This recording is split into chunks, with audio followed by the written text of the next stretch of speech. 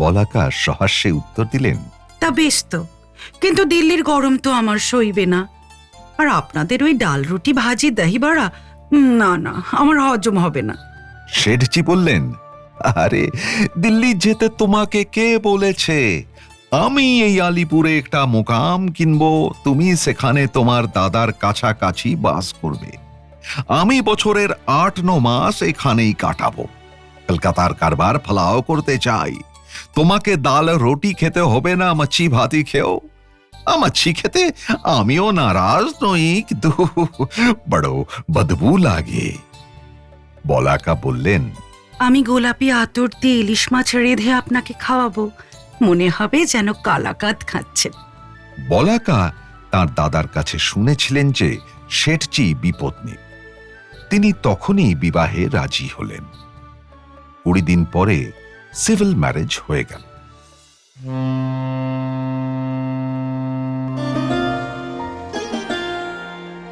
মনের বন্দরে দাঁড়িয়ে নোয়ার গল্প জাহাজ এখন শুধু গল্পের সাগরে পাড়ি দেওয়ার অপেক্ষা। এই ছাড়ল গল্প জাহাজ। উঠে পড়ুন শিগগিরই। রকমারি গল্পের ৭ সমুদ্র পেরিয়ে চলুন আমরা যাই অনন্য এক আনন্দ সাগরে। নোয়ার গল্প জাহাজ। পরশুরামের গল্প আনন্দীবাই, পাঠ সুদীপ মুখোপাধ্যায় ও রাজন্যা মিত্র। বহু কারবারের মালিক ত্রিক্রম দাসকারোরি তার দিল্লির অফিসের খাস কামরায় বসে চেক সহি করছেন। আরদালি এসে একটা কার্ড দিল, এম জুলফিকার খান। ত্রিক্রম দাস বললেন, একটু সবর করতে বল। কিছুক্ষণ পরে সহি করা চেকের গোছা নিয়ে কেরানি ঘর থেকে বেরিয়ে গেল। বিক্রম দাস ঘন্টা বাজিয়ে আরদালিকে ডেকে কার্ডখানা দিয়ে বললেন, আসতে বল। জুলফিকার খাঁ এসে বললেন, আধা বাজে শেঠজি, আমি ইন্টেলিজেন্স ব্রাঞ্চ থেকে আসছি। উদ্বিগ্ন হয়ে শেঠজি প্রশ্ন করলেন, ইনকাম ট্যাক্স নিয়ে আবার কিছু গড়বড় হয়েছে নাকি? তা আমার মালুম নাই।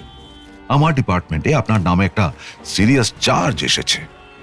কেন কেন, আমার কসুর কি? আপনি ৩টি শাদী করেছেন। একটু হেসে ত্রিক্রম বললেন, ইয়ে বাত হ্যাঁ, যদি করেই থাকি তাতে আমার কসুর কি? আমি তো হিন্দু, সেকড়ো শাদী করতে পারি। আপনার মতো ৪টি বিবিতে আটকে থাকবার দরকার নেই। খাঁ সাহেব হাত নেড়ে বললেন, হায় হায় সেঠজি, আপনি রুপিয়ায় কামাতে জানেন, মুলুকের খবর রাখেন না। হিন্দু, বৌদ্ধ, জৈন আর শিখ একটির বেশি শাদী করতে পারবে না। এই আইন সম্প্রতি চালু হয়ে গেছে, তা জানেন না? বলেন কি? আমি নানা ধান্দায় ব্যস্ত, সব খবর রাখবার ফুরসত নেই। নতুন ট্যাক্স কি বসলো, নতুন লাইসেন্স কি নিতে হবে, এসবেরই খোঁজ রাখি। কিন্তু আপনার খবরে বিশ্বাস হচ্ছে না। আমার ফুফা মানে পিসে হরচন্দ জি ২ জোরু নিয়ে বহুত মজে মে আছেন। তার নামে তো চার্জ আসেনি। আইন চালু হবার আগে থেকেই তো তার ২ জরু আছে, তাতে দোষ হয় না। কিন্তু আপনি হালে ৩ শাদী করেছেন, তার জন্য কড়া সাজা হবে। ১০ বৎসরের জেল আর বিস্তর টাকা জরিমানা হতে পারে। শেঠজি ভয় পেয়ে বললেন, বড়ি মুশকিল কি বাত, এখন এর উপায় কি? দেখুন সেঠজি, আপনি মান্য গণ্য আমির আদমি, আপনাকে মুশকিলে ফেলতে আমরা চাই না। ১ মহিনা সময় দিচ্ছি, এর মধ্যে একটা বন্দোবস্ত করে ফেলুন। কত টাকা লাগবে? আপনি একটি জরুকে বহাল রেখে আর ২টিকে ঝটপট খারিজ করুন। তার জন্য কত খেসারত দিতে হবে তা তো আমি বলতে পারি না, উকিলের সঙ্গে পরামর্শ করবেন। আর এদিকে কত টাকা লাগবে সে তো আপনার আর আমার মধ্যে, তার কথা পরে হবে। মাথা চাপড়ে ত্রিক্রম দাস বললেন, ও রামজি হো পরমাত্মা, বাঁচাও আমাকে। একটি সনাতনী মতে বিবাহ করেছি, আর একটিকে আর্য সমাজি মতে, আর একটির সঙ্গে সিভিল ম্যারেজ হয়েছে, খারিজ করব কি করে? ঘাবড়াবেন না সেঠজি, আপনার টাকার কমি কি? ২-৪ লাখ খরচ করলে সব মিটে যাবে। ২টি স্ত্রীকে মোটা খেসারত দিয়ে কবুল করিয়ে নিন যে তারা আপনার আসলি জরু নয়, শুধু মোহব্বতী প্যারি। তারপর আমরা ব্যাপারটা চাপা দিয়ে দেব। দেরি করবেন না, এখনই কোনো ভালো উকিল লাগান। আচ্ছা, আজ আমি উঠি, হপ্তা বাদ আবার দেখা করব। আদাব। ত্রিক্রম দাসের বয়স 50-এর কিছু বেশি। তার বৈবাহিক ইতিহাস অতি বিচিত্র। 2 বছর আগে তার একমাত্র পত্নী কয়েকটি ছেলে মেয়ে রেখে মারা যান। তার কয়েক মাস পরে তিনি আনন্দীবাইকে বিবাহ করেন। তারপর সম্প্রতি তিনি আরো 2টি বিবাহ করেছেন, কিন্তু তার খবর আত্মীয় বন্ধুদের জানাননি। এখনকার পত্নীদের প্রথমা আনন্দীবাই হচ্ছেন খাজাউলি স্টেটের ভূতপূর্ব দেওয়ান হরজীবন লালের একমাত্র সন্তান, বহু ধনের অধিকারিণী। হরজীবন মারা গেলে তার এক দূর সম্পর্কের ভাই অভিভাবক হয়ে ভাইজিকে ফাঁকি দেবার চেষ্টায় ছিল, কিন্তু মেয়ের মামাদের সাহায্যে ত্রিক্রম দাস আনন্দীকে বিবাহ করে তার সম্পত্তি নিজের দখলে আনলেন। আনন্দীবাইয়ের বয়স আন্দাজ 25। দেখতে ভালো না, একটু ঝগড়াটে, উচ্চ বংশের অহংকারও আছে। ত্রিক্রম দাসের ব্যবসার কেন্দ্র আর হেড অফিস দিল্লিতে। তাছাড়া বোম্বাই আর কলকাতায় তার যে ব্রাঞ্চ অফিস আছে তাও ছোট না। তিনি বৎসরে 3-4 বার ওই 2 শাখা পরিদর্শন করেন। আনন্দীর সঙ্গে বিবাহের কিছুকাল পরে তিনি বোম্বাই যান। সেখানকার ম্যানেজার কিষণ রাম খুবানি একদিন তার মনিবকে নিমন্ত্রণ করে নিজের বাসায় নিয়ে গেলেন। তিনি সিন্ধের লোক, দেশ ত্যাগের পর দিল্লি চলে আসেন। তারপর শেঠজির ব্রাঞ্চ ম্যানেজার হয়ে বোম্বাইয়ে বাস করছেন। কিষণ রাম শৌখিন লোক, তার ফ্ল্যাট বেশ সাজানো। তিনি তার স্ত্রী আর শালীর সঙ্গে নিজের মনিবের পরিচয় করিয়ে দিলেন। শেঠজি সেকেলে লোক, আধুনিক মহিলাদের সঙ্গে তার মেশবার সুযোগ এ পর্যন্ত হয়নি। কিষণ রামের শালী রাজহংসী ঝলকানিকে দেখে তিনি মোহিত হয়ে গেলেন। কি ফর্সা রং, কি সুন্দর সাজ, পরনে ফিকে নীল সালোয়ার আর ঘোর নীল কামিজ, তার উপর চুমকি বসানো ফিকে সবুজ দোপাট্টা ঝলমল করছে। কথাবার্তা অতি মধুর, কোনো জড়তা নেই। হেসে হেসে এটা খান ওটা খান বলে অনুরোধ করছে। খাওয়া শেষ হলো। কিষণ রামকে আড়ালে ডেকে নিয়ে গিয়ে শেঠজি রাজহংসী ঝলকানির সব খবর জেনে নিলেন। মেয়েটির বাপ মা নেই, একমাত্র ভাই সিঙ্গাপুরে ভালো ব্যবসা করে, কিন্তু বোনের কোনো খবর নেয় না। অগত্যা কিষণ রাম তার শালীকে নিজের কাছে রেখেছেন। সে ভালো অভিনয় করতে পারে, গাইতে পারে, সিনেমায় নাম্বার ইচ্ছে আছে, কিন্তু কিষণ রাম ও তার স্ত্রীর মত নেই। শেঠজি তখনই মতি স্থির করে বললেন, আমার সঙ্গে রাজহংসীর বিবাহ দাও, ওকে আমি খুব সুখে রাখবো। এই বোম্বাই শহরেই আমার জন্য জলদি একটা বাড়ি কিনে ফেলো। রাজহংসী সেখানে থাকবে, আমিও বৎসরের বেশিরভাগ বোম্বাইয়ে বাস করব। এখানকার কারবার ফলাও করতে চাই। আনন্দীবাইয়ের কথা শেঠজি চেপে গেলেন। কিষণ রাম জানতেন যে তার মালিক বিপত্নিক, সুতরাং তিনি খুশি হয়ে সম্মতি দিলেন। রাজহংসীও রাজি হলেন। শেঠজির বেশি বয়সের জন্য কিছুমাত্র আপত্তি প্রকাশ করলেন না। আর্য সমাজি পদ্ধতিতে বিবাহ হয়ে গেল। তারপর নতুন বাড়িও কেনা হলো। রাজহংসী সেখানে বাস করতে লাগলেন। কিছুদিন পরে ত্রিক্রম দাস তার কলকাতার কারবার পরিদর্শন করতে গেলেন। ওখানকার ম্যানেজার পরিতোষ হোড় চৌধুরী খুব কাজের লোক, আলিপুরের সাহেবী স্টাইলে থাকেন। তিনি তার মনিবকে ডিনারের নিমন্ত্রণ করে বাড়িতে নিয়ে গেলেন। সেখানে পরিতোষের স্ত্রী আর ভগ্নীর সঙ্গে ত্রিক্রম দাসের পরিচয় হল। মিস পলাকা হোড় চৌধুরীকে দেখে শেঠজি অবাক হয়ে গেলেন। রাজহংসীর মতো রূপসী নয় বটে, কিন্তু শাড়ি পরবার ভঙ্গিটি কি চমৎকার, আর বাতচিত আদব কায়দাও কি সুন্দর। মেম সাহেবদের মতো ইংরেজি উচ্চারণ করে, আর হিন্দি বলতে ভুল করে বটে, কিন্তু সেই ভুল কি মিষ্টি।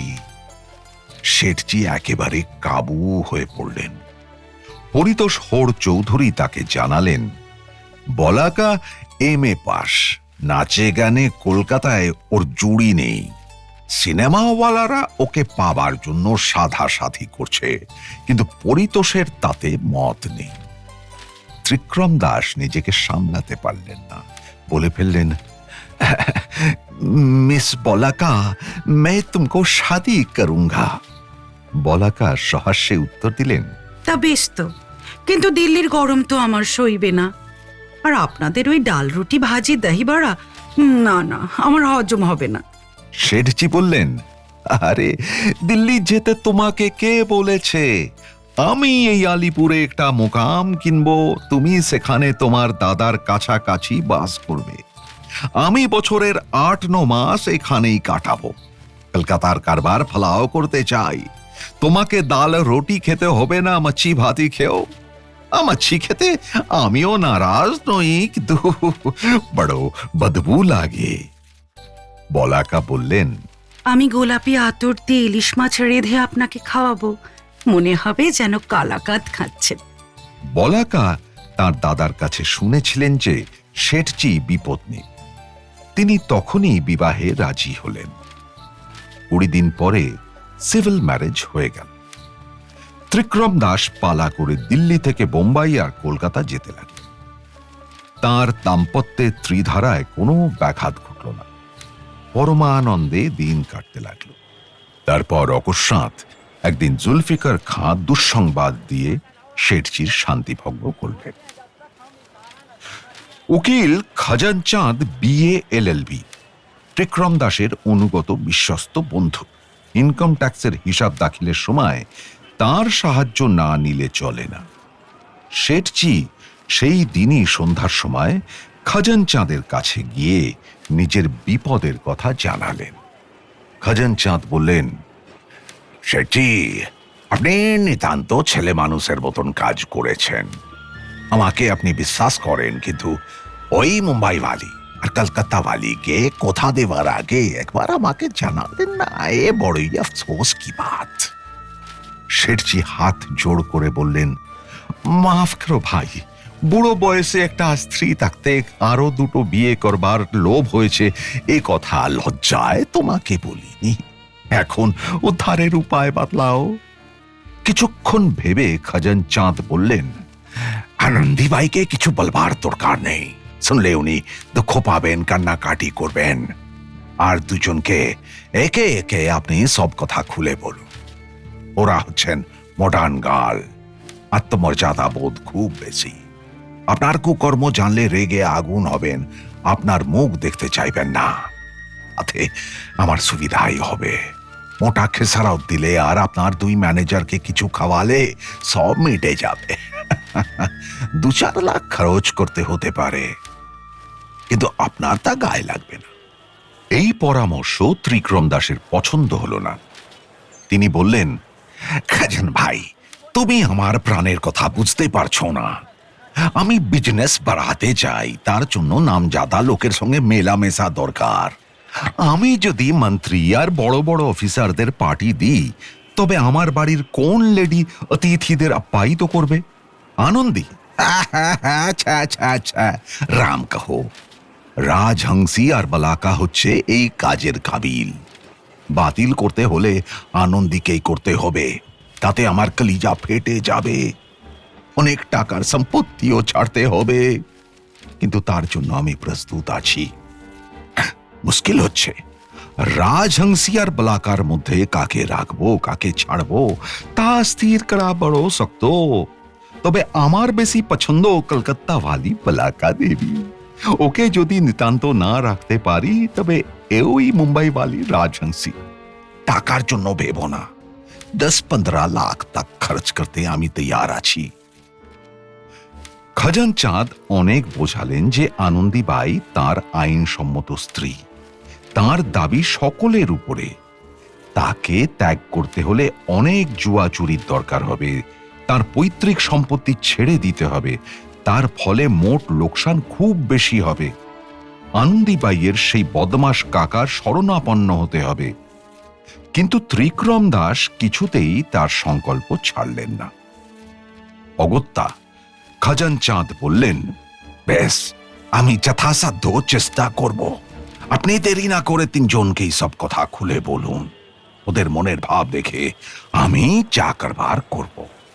কাল বিলম্ব না করে ত্রিক্রম দাস এরোপ্লেনে বোম্বাই গেলেন এবং সোজা রাজহংসীর বাড়িতে উপস্থিত হলেন। রাজহংসী তার ড্রয়িং রুমে বসে একটি সুবেশ যুবকের সঙ্গে গল্প করছিলেন। আশ্চর্য হয়ে বললেন, আরে শেঠজি, হঠাৎ এলে যে? কোনো খবর দাওনি কেন? একে তুমি চেনো না, ইনি হচ্ছেন মিস্টার ঝুমকামাল মাটকানি। দূর সম্পর্কে আমার ওই ফুফেরা পিস্তত ভাই হন। হিসাবের কাজে কিন্তু ওস্তাদ। এখানকার অফিসের অ্যাকাউন্টেন্ট তো বুড়ো হয়েছে, তাকে বিদায় করে এই ঝুমকমালকে সে পোস্টে বসাও। ত্রিক্রম দাস বললেন, আমি ভেবে দেখব। রাজহংসী, তোমার সঙ্গে আমার একটা জরুরি কথা আছে। ঝুমকমল চলে গেলে ত্রিক্রম দাস ভয়ে ভয়ে তার 3 বিবাহের কথা প্রকাশ করলেন। কিন্তু তার রিয়াকশন যা হলো তা একেবারে অপ্রত্যাশিত। রাজহংসী হেসে গড়িয়ে পড়ে বললেন, বাবা শেঠজি, তুমি তো দেখছি বহুত রঙ্গিলা আদমি আছো। তোমার আরো 2 জরু আছে, হ্যাঁ? তাতে হয়েছে কি, আমি ওসব গ্রাহ্য করি না। তুমি নিশ্চিন্ত থাকো, সব ঠিক হ্যাঁ। তবে কথাটা যেন জানাজানি না হয়। ও হ্যাঁ, ভালো কথা, এই বাড়িটা জলদি আমার নামে রেজিস্ট্রি করা দরকার। আসলে ওই মিউনিসিপ্যালিটি না বড় হয়রান করছে। শেঠজি বললেন, আচ্ছা, তার ব্যবস্থা হবে। আজ আমি থাকতে পারবো না, জরুরি কাজে এখনই কলকাতা রওনা হব। কলকাতায় পৌঁছে ত্রিক্রম দাস সোজা আলিপুরে বলাকার কাছে গেলেন। ড্রয়িং রুমে একজন সুদর্শন ভদ্রলোক পিয়ানো বাজাচ্ছিলেন আর বলাকা তালে তালে নাচছিলেন। ত্রিক্রমকে দেখে বলাকা বললেন, হে কি শেঠজি, হঠাৎ এলে যে? একে বোধহয় চেনো না, ইনি হচ্ছেন লোটন কুমার ভর। দুঃসম্পর্কে আমার মাস্তুতো ভাই হয়, নাচে একেবারে ওস্তাদ। এর কাছে আমি কবুতর নৃত্য শিখছি, দেখবে নাকি একটু? ত্রিক্রম বললেন, এখন আমার ফুরসত নেই। বলাকা, তোমার সঙ্গে আমার বহু জরুরি কথা আছে। লোটন কুমার উঠে গেলে ত্রিক্রম দাস কম্পিত বক্ষে তার 3 বিবাহের কথা প্রকাশ করলেন। বলাকা গালে আঙুল ঠেকিয়ে বললেন, ও মা, তাই নাকি? শেঠজি, তুমি একটি আসল পানকৌড়ি, নটবর নাগর।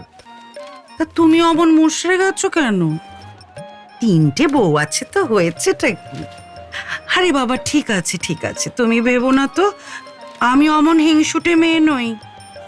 কিন্তু তুমি যেন সবাইকে আবার বলে বেরিও না।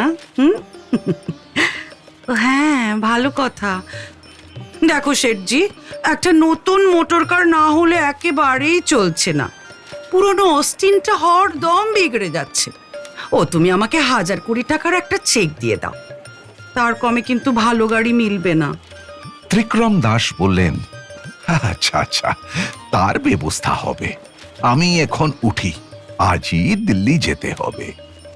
ত্রিক্রম দাস দিল্লিতে এসেই খজনচাঁদের কাছে গিয়ে সকল বৃত্তান্ত জানালেন। তারপর তাকে সঙ্গে করে নিজের বাড়িতে এনে ড্রয়িং রুমে অপেক্ষা করতে বললেন। অন্দরমহলে গিয়ে ত্রিক্রম আনন্দীবাইকে শোবার ঘরে ডেকে আনলেন। আনন্দী বললেন, 3 দিন তোমার কোনো পাত্তা নেই, চেহারা খারাপ হয়ে গেছে। ব্যাপার কি? গভর্নমেন্টের সঙ্গে আবার কিছু গড়বড় হচ্ছে নাকি? ত্রিক্রম দাস মাথা হেঁট করে তার গুপ্ত কথা প্রকাশ করলেন। আনন্দী কিছুক্ষণ স্তব্ধ হয়ে রইলেন।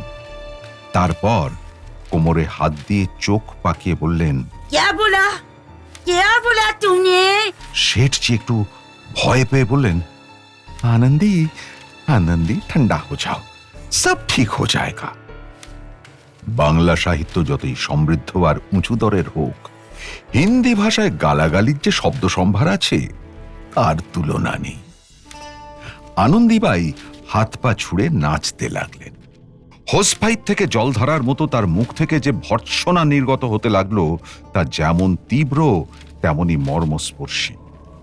তার সকল বাক্য ভদ্রজনের শ্রোতব্য নয়, ভদ্র নারীর উচ্চার্যও নয়। কিন্তু আনন্দীবাইয়ের তখন হিতাহিত জ্ঞান লোপ পেয়েছে। তিনি উত্তরোত্তর উত্তেজিত হচ্ছেন দেখে শেঠজি হাত জোড় করে আবার বললেন, আনন্দী, আনন্দী মাফ করো, সব ঠিক হয়ে যায়গা, আনন্দী। আনন্দী গর্জন করে বললেন, अरे स्वामी को कुत्ता नहीं बोलता।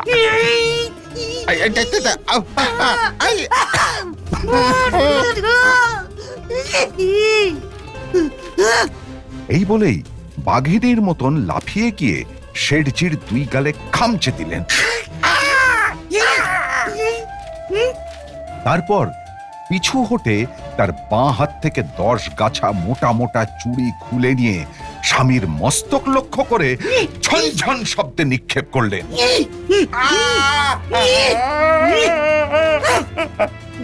শেঠজির কপাল ফেটে রক্ত পড়তে লাগলো। তিনি চিৎকার করে ধরাশায়ী হলেন। ততোধিক চিৎকার করে আনন্দীবাই তার পুজোর ঘরে চলে গেলেন এবং মেঝে শুয়ে পড়ে ফুঁপিয়ে ফুঁপিয়ে কাঁদতে লাগলেন।